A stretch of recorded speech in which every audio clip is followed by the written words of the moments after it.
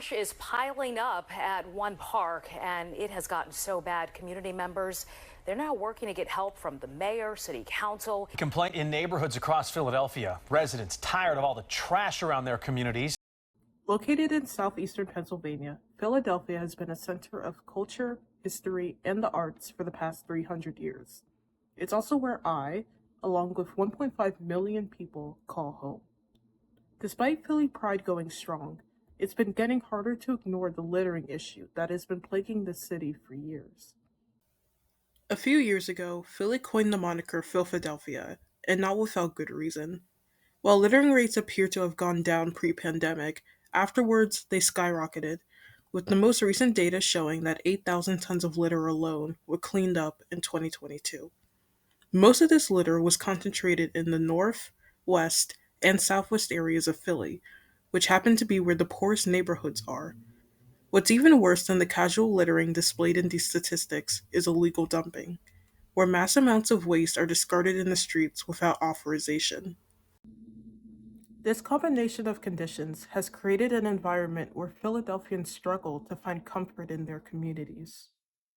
Litter, people throwing things on the street, it makes the neighborhoods unsightly. And the eyesore to it, I believe, is the major thing that people see. That's the first thing that you see, even with the person. If you go into a neighborhood and you see a lot of loose trash, a lot of loose litter, you may lose the propensity to want to live to live in that neighborhood.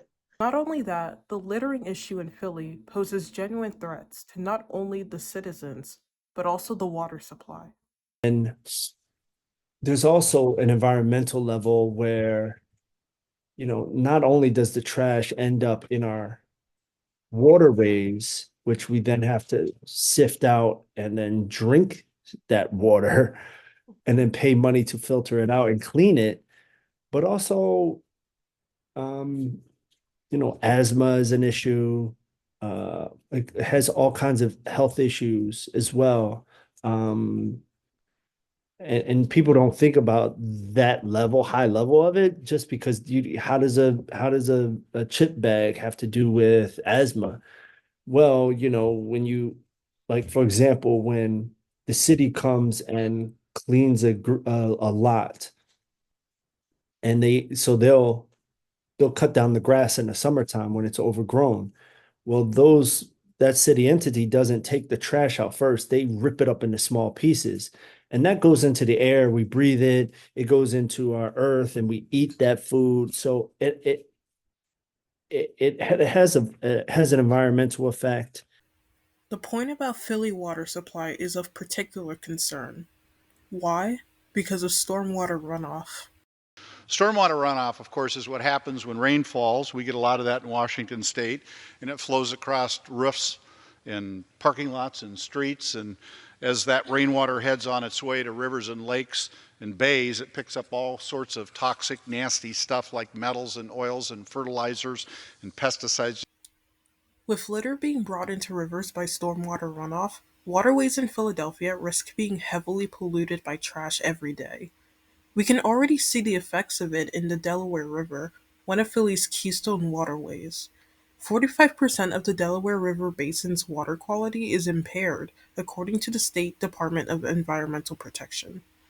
Considering 58% of Philly's water comes from the Delaware River, a polluted river would mean water insecurity for hundreds of thousands of people.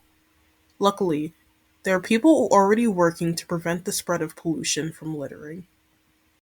Through our Philadelphia More Beautiful Committee, which is the sister or like brother unit to our sweep unit. Our sanitation enforcement unit is doing education and enforcement, where our neighborhood beautification program, they work hand in hand. Philadelphia More Beautiful Committee encouraging block captains and junior block captains.